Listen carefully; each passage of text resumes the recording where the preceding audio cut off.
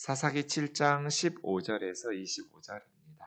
기드온이 그 꿈과 해몽하는 말을 듣고 경배하며 이스라엘 진영으로 돌아와 이르되 일어나라 여호와께서 미디안과 그 모든 진영을 너희 손에 넘겨 주셨느니라 하고 300명을 세대로 나누어 각 손에 나팔과 빈 항아리를 들리고 항아리 안에는 횃불을 감추게 하고 그들에게 이르되 너희는 나만 보고 내가 하는 대로 하되 내가 그 진영 근처에 이르러서 내가 하는 대로 너희도 그리하여 나와 나를 따르는 자가 다 나팔을 불거든 너희도 모든 진영 주위에서 나팔을 불며 이르기를 여호와를 위하라 기드온을 위하라 하라 하니라. 기드온과 그와 함께한 100명이 이경초에 진영 근처에 이른즉 바로 파수꾼들을 교대한 때라. 그들이 나팔을 불며 손에 가졌던 항아리를 부수니라. 세대가 나팔을 불며 항아리를 부수고 왼손에 횃불을 들고 오른손에 나팔을 들어 불며 외쳐 이르되 여호와와 기드온의 칼이라 하고 각기 제자리에 서서 그 진영을 에워싸매 그 온 진영의 군사들이 뛰고 부르짖으며 도망하였는데 300명이 나팔을 불 때 여호와께서 그 온 진영에서 친구끼리 칼로 치게 하심으로 적군이 도망하여 스레라의 벳시다에 이르고 또 밥닷에 가까운 아벨 모홀라의 경계에 이르렀으며 이스라엘 자손은 납달리와 아셀과 온 므낫세로서부터 부름을 받고 미디안을 추격하였더라. 기드온이 사자들을 보내어 에브라임 온 산지로 두루다니게 하여 이르기를 내려와서 미디안을 치고 그들을 앞질러 벳바라와 요단강에 이르는 수로를 점령하라 하며 이에 에브라임 사람들이 다 모여 벳바라와 요단강에 이르는 수로를 점령하고 같이요 또 미디안의 두 방백 오렙과 스앱을 사로잡아 오렙은 오렙바위에서 죽이고 스앱은 새 포도주 틀에서 죽이고 미디안을 추격하였고 오렙과 스앱의 머리를 요단강 건너편에서 기드온에게 가져왔더라. 아멘. 사사기의 기록의 내용을 보면 리더인 기드온이 준비되는 시간은 굉장히 오래 걸렸죠. 길게 쓰고 있습니다. 그에 비해서 미디안을 무찌르는 전쟁은 오늘 본문이 끝이죠. 매우 짧게 간략하게 기록되어 있어요. 뭘 알 수 있어요? 영적인 전투에서는 하나님의 사람들이 준비되는데 시간이 오래 걸리죠. 하나님의 사람들만 준비되면 하나님의 구원 역사 가운데 구원의 사건은 그냥 바로 끝나는 거예요. 지금도 똑같죠? 문제는 우리죠. 교회가 문제예요. 정치인이 문제고 대통령이 문제고 경제인이 문제고 국회의원들이 문제고 문제죠. 근데 그건 핵심이 아니에요. 교회가 문제예요. 청와대가 문제고 국회가 문제고 이게 아니고요. 교회가 문제라고요. 그래서 우리는 어떻게 해야 되냐면 세상을 변화시키겠다고 덤비기 전에 먼저 우리 자신을 변화시키려고 노력하셔야 돼요. 왜냐하면 세상은 하나님께서 변화시키는 거잖아요. 근데 누구를 통해서? 교회를 통해서. 하나님의 사람들을 통해서거든요. 우리가 하나님과 동행하면서 바르게 믿음으로 서 있기만 하면 믿음으로 바르게 서 있는다라는 것은 하나님의 말씀을 바르게 해석하고 순종하면서 바르게 하나님의 뜻을 분별하면서 헌신하기만 하면 하나님의 사람들, 특히 리더만 준비되면 그 다음 미디안 그것 13만 5천 명 모이면 뭐 할 거예요? 신천지 20만 명이 넘어가면 뭐 할 거며 무슬림들이 수억이 생기면 뭐 할 거냐고요. 아무것도 아니에요. 문제는 하나님의 백성들이 하나님의 사람들이 준비되었느냐는 거죠. 300명이면 게임이 안 되는 전쟁이죠. 13만 5천 명을 300명이 어떻게 이기겠어요? 그런데 그 숫자가 중요한 게 아닌 거죠. 네. 그래서 예수님 사역 보세요. 예수님이 성육신 하시고 세상에 오셨어요. 공생의 3년 동안에 예수님이 무슨 예배당을 지었어요? 정치 집단을 만들었어요? 경제 개발을 하셨어요? 뭘 남겨놨어요? 사람들 12명 딱 남겨놨어요. 그 중에 한 명은 배신당하고 가룟 유다. 예수님은 예수님의 제자들, 사람 숫자 긁어 모으는데 집중하지 않았어요. 몇만 명 모으시려면 예수님 못 모으셨겠어요? 수십만 명도 모으시죠. 그런데 하나님의 역사는 하나님의 능력으로 이루시기 때문에 그 많은 숫자가 중요한 게 아닌 거죠. 예수님은 제자들을 양육하고 또 제자들 앞에 직접 보여주고, 제가 늘 목회는 두 가지가 필요하다고 말하거든요. 예수님도 목회자죠. 선교사이시기도 하고, 네, 탁월한 선생님이고 탁월한 리더시죠. 두 가지 하시잖아요. 하나는 알아듣기 쉽게 말하는 거. 제가 늘 우리 목회자들에게 알아듣기 쉽게 설교해라. 심오한 내용을 어렵게 지루하게 말하지 마라. 무슨 말을 하는지 알아들어야 은혜를 받든지 말든지 할 거 아니에요. 목회는 알아듣기 쉽게 말하는 거예요.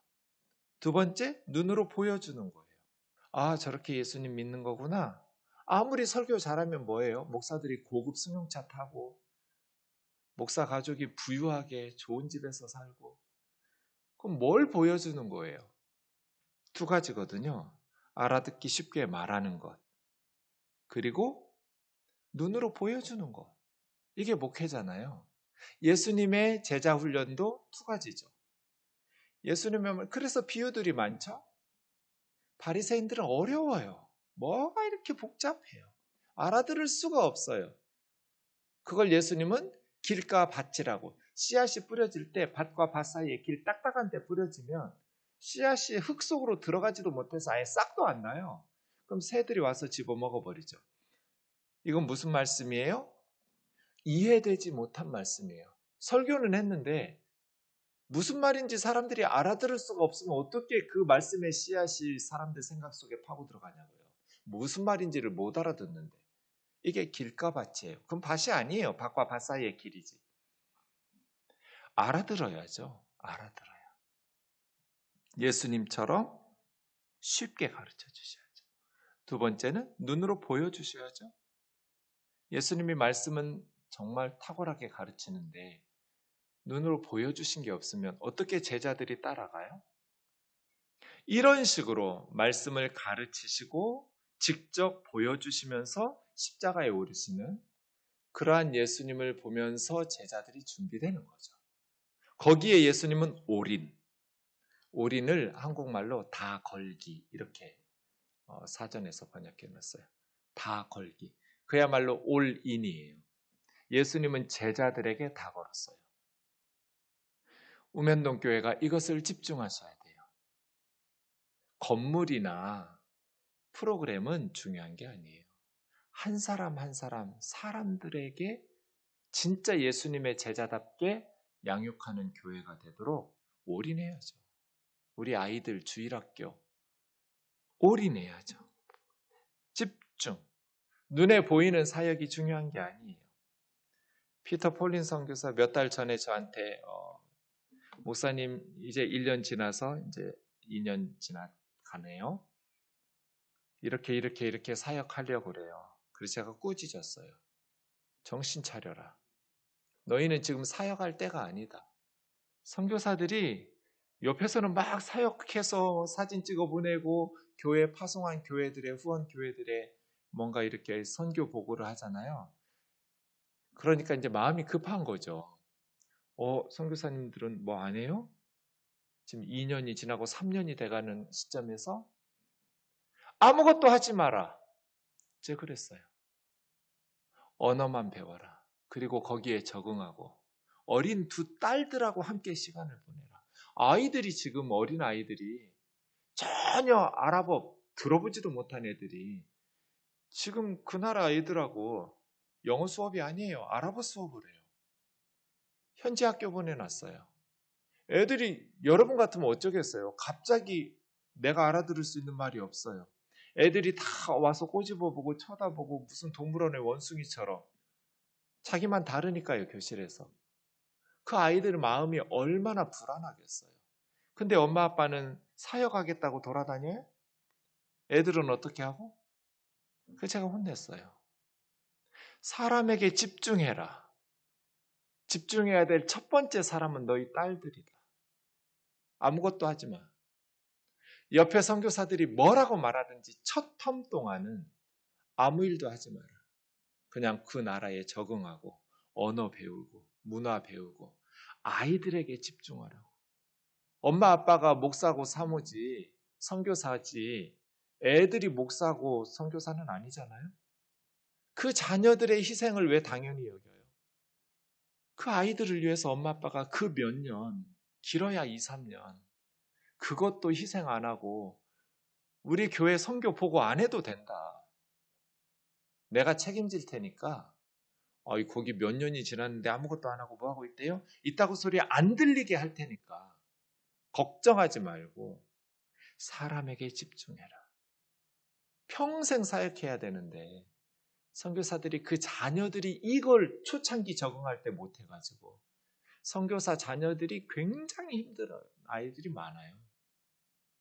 그건 너무나 당연한 거죠. 아이들 입장에서 보면. 사람이 준비돼야죠. 사람. 올인해라. 기드온이 준비되는데 지금 6장, 7장을 다 썼어요. 그리고 나서 전쟁할 때는 그냥 간단히 끝냈어요. 그냥 몇 절이면 끝나버려요.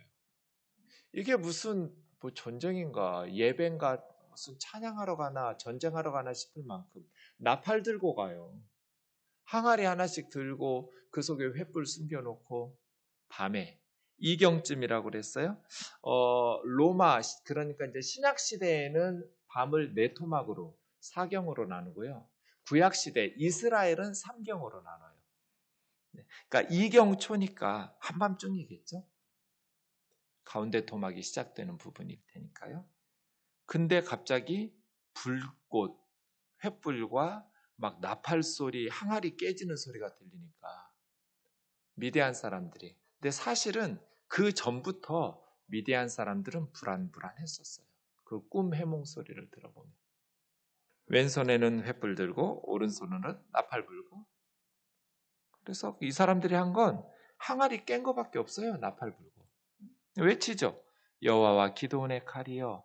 300명이 나팔 불고 항아리 깨고 외친 것뿐. 칼 들고 창 들고 싸운 게 아니에요. 밤에. 그렇게 세 팀으로 나눠서 부르짖었더니 이 군사들이 놀래가지고 서로 친구들을 찔러 죽이면서 이제 어떻게 해야 돼요? 동쪽, 자기네 나라 쪽으로, 요단강 쪽으로 도망가야죠. 근데 요단강은 아무 지역에서나 건널 수 있는 강이 아니에요. 나들목이 있어요. 건널 수 있는 그 수로가 있단 말이에요. 그래서 이제 도망가고 있는데 적들이 도망가는 걸 그대로 놔두는 전쟁이 어디 있어요. 패배해서 도망가면 잡아 죽여야죠. 그런 식으로 해서 이제 두려운 사람 집에 가 300명만 남겨놓고 32,000명 중에서 99%는 돌려보냈었잖아요. 다시 그 사람들이 돌아와서 추격해서 달아나는 적들을 죽이는 거예요. 그리고 요단강 나루터 지명들이 나오는데 아벨 모홀라 뭐 이런 지역들이 정확히 어딘지는 지금으로는 몰라요. 나루터기예요. 건너갈 수 있는 요단강 지점들 거기를 지켜가지고 이제 에브라임 사람들을 이스라엘에서 가장 강력한 지파가 유다 지파와 에브라임 지파라고 그랬죠. 에브라임 지파 사람들에게 그 나루턱 좀 지키라고 기드온이 사신들 보내가지고 말해서 에브라임 사람들이 나루턱 지켜서 두 적장 오렙과 스앱이라는 사람을 잡아 죽여요. 그리고 그 두 적장을 죽인 지명이 이제 관광지처럼 명소가 돼버리죠. 오렙 바위, 스앱 포도주 틀 이런 식으로 불렀다라는 것을 보면 오렙은 이제 까마귀라는 뜻이고 스앱은 이리라는 까마귀와 이리 고고학적인 문헌들을 보니까 실제로 이런 식으로 이름들을 많이 지었더라고요. 고대에는. 그래서 까마귀와 이리를 바위와 포도주 틀에서 죽였어요. 네. 그리고 그 두 적장의 머리를 이렇게 전리품으로 들고 기드온에게 가져왔죠. 전쟁은 간단해요. 그런데 그 전쟁을 수행할 하나님의 사람들이 하나님을 믿고 신뢰하고 하나님에 대해서 하나님의 전쟁에 헌신하게 될 때까지 준비 기간이 길어요. 적들은 아무것도 아니에요. 문제는 교회가 준비되는 것. 하나님의 사람들이 준비되는데 오랜 시간이 걸려요. 우리도 마찬가지겠죠. 기도하겠습니다. 사랑하는 하나님 아버지, 기드온이 준비될 때까지 300명이 준비될 때까지 오랜 시간이 걸렸는데 전쟁에서 승리하는 것은 몇 시간이면 됐습니다. 밤에 항아리 깨고 나팔 불고 횃불 들고 외쳤더니 하나님께서 미디안에 자중질환을 일으키셔서 서로가 서로를 죽이면서 그 새벽에 달아나다가 요단강을 건너 자기네 땅으로 돌아가지 못하고 죽임을 당했습니다.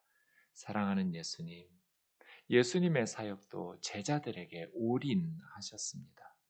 우리 우면동 교회가 특별히 리더들이 믿음으로 말씀으로 잘 준비돼서 영적인 전투에 승리할 수 있도록 인도하여 주옵소서.